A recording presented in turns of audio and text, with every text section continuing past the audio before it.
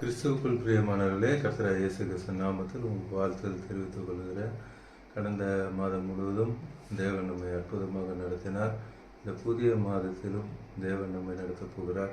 இந்த புதிய மாதத்தில் தேவன் நமக்கு கொடுக்கிற வார்த்தை ஏசாயா 43 அதிகாரம் 19 வசனம். Isaiah 43 chapter verse 19.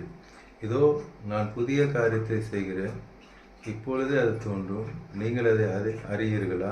நான் வனாந்திரத்தில் வழியையும் அவாந்திர வெள்ள ஆறுகளையும் உண்டாக்குவேன் என்று சொல்லி அப்பா சொல்றாங்க. இதோ நான் புதிய காரியத்தை செய்வேன் என்று அப்பா சொல்றாங்க. கடந்த மாதம் முழுவதும் அற்புதமாய் நடத்த தேவன் புதிய மாதத்துக்குள்ள நம்மை அழைத்து கொண்டு வந்திருக்கார். சிலர் கேட்டால் ஒரு புதிய மாதத்தை தேவன் கூட்டி கொடுத்தார் என்று சொல்லுவாங்க. சூத்திரம் புதிய மாதத்தை கூட்டி தரவில்லை. ஆண்டவர் நம்ம கொடுத்த வாக்கு தத்துவத்தை நிறைவேறுகிற மாதத்துக்குள் தேவன் நம்மை அழைத்து கொண்டு வந்திருக்கிறார்.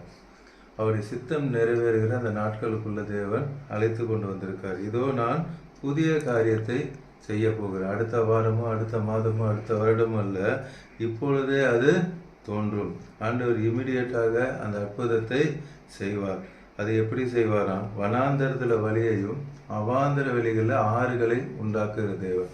வனாந்தரத்துல நம் வழியையே பார்க்க முடியாது. நம்ம நடந்து வந்த வழியை கூட நம்மளால திரும்பி பார்க்க முடியாது. அப்பா சொல்றாங்க, நான் வனாந்தரத்துல வழியை உண்டாக்குகிற தேவன்.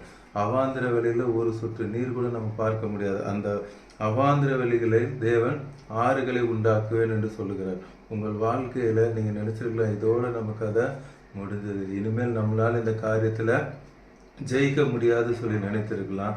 அப்பா சொல்றாங்க, உங்க காரியத்துல அது வனாந்தரமாக இருந்தாலும் சரி, அவாந்திர வெளியா இருந்தாலும் சரி, எல்லாவற்றையும் மாற்ற நான் வல்லமையுடைய தேவனாக இருக்கிறேன் என்று சொல்லுகிறார். முந்தின வசனத்துல verse 18 18ஆம் வசனத்துல, முந்தின பழசை நீங்க நினைக்கவே வேண்டாம், பூர்வமானவைகளை நீங்க சிந்திக்கவே வேண்டாம், எல்லாவற்றையும் நான் தேவன், எல்லாவற்றையும் நான் மாற்றுவேன் என்று சொல்லுகிறார். சூத்திரம் 17ஆம் வசனத்துல verse 17ல, சில ரதங்களையும் குதிரைகளையும் இராணுவங்களையும் பராக்கிரமங்களையும் புறப்பட பண்ணி என்று பார்க்கிறோம். இந்த காலத்துல வல்லரசு நாடுகள், அந்த காலத்துல ரதங்கள் இருக்கும், குதிரைகள் இருக்கும், இராணுவங்கள் இருக்கும், பராக்கிரமசாலை, இப்படி உலகத்திலே வல்லரசு நாடுகள் எல்லா விதமான ஆயுதங்களை வைத்திருப்பாங்க. அவைகள் ஒருமித்து வந்தாலும் அப்பாவோட வார்த்தை சொல்லுகிறது, அவைகள் எழுந்திராதபடிக்கு ஒருமித்து விழுந்து கிடக்கவும், ஒரு திரி அணைகிறது போல் அவைகளை அணைந்து போகவும் தேவன் பண்ணுவார். அல்லேலூயா, சூத்திரம். அவ்வளவு வல்லமையுள்ள தேவன் அவர். சூத்திரம். பரலோகத்துல பாத்தீங்கன்னா எப்பொழுதும் இயேசப்பாவை புகழ்ந்து அவருடைய வல்லமையை புகழ்ந்து தான் என்ன பண்ணிட்டு இருப்பாங்க, எப்பொழுதும் பாடிக்கொண்டு இருப்பாங்க. சூத்திரம். வெளிப்படுத்துதல் 4ஆம் அதிகாரம் 11ஆம் வசனத்துல பார்த்தோன்னா, கர்த்தாவே தேவரில் மகிமையும் கனத்தையும் வல்லமையும் பெற்றுக்கொண்டு, அதே வெளிப்படுத்துதல் ரெவலேஷன் 5th chapter 12th verseலையும் பார்த்தீங்கன்னா, அவர்களும் மகா சத்தமிட்டு அடிக்கப்பட்ட ஆட்டுக்குட்டியானவர் வல்லமையும் என்று சொல்லி, வெளிப்படத்தில் அநேக வசனங்கள் உண்டு.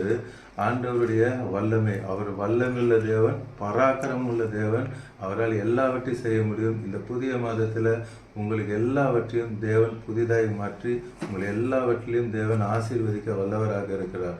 இப்பொழுது நம் கண்களை மூடி ஜெபிக்கலாம். அன்பின் பரலோக தகப்பனே, இந்த புதிய மாதத்திலும் இந்த பிள்ளைகளுக்கு வாக்கு கொடுத்திருக்கிறேன்.